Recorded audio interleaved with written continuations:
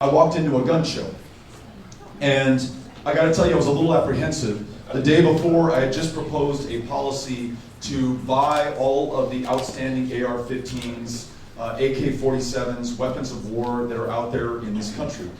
Not necessarily the most politically popular position, definitely not at a gun show. To my surprise, as I'm walking in, a little apprehensive, am I in the right place?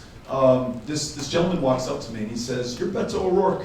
And he strikes up a conversation, and I said, I gotta be honest with you, part of the reason I'm here is because we lose 40,000 people to gun violence every year.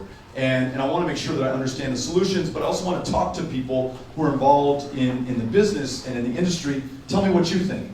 And this was his answer. He said, I should not be allowed to sell guns at this show. Because I'm not required to issue or conduct a background check.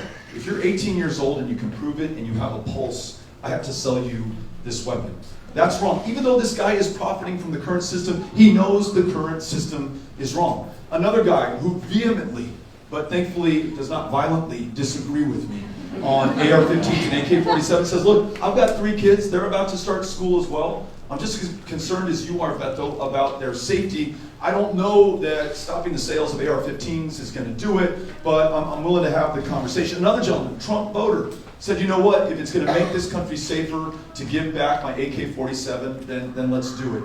And the lesson to me is we shouldn't presume, based on party affiliation or who you voted for or where you live, how you feel about this issue. You care just as much about the safety and well-being of your kids. You're just as shocked that someone can walk into a Walmart or a synagogue or a church or a high school or an elementary school and kill people with that weapon of war. So let's at this moment reach out to one another, bring everyone in to that conversation and surprise ourselves with the fact that a majority of this country wants to do the right thing. They're just waiting for the political leadership that will reflect that. So not the NRA, but all of us.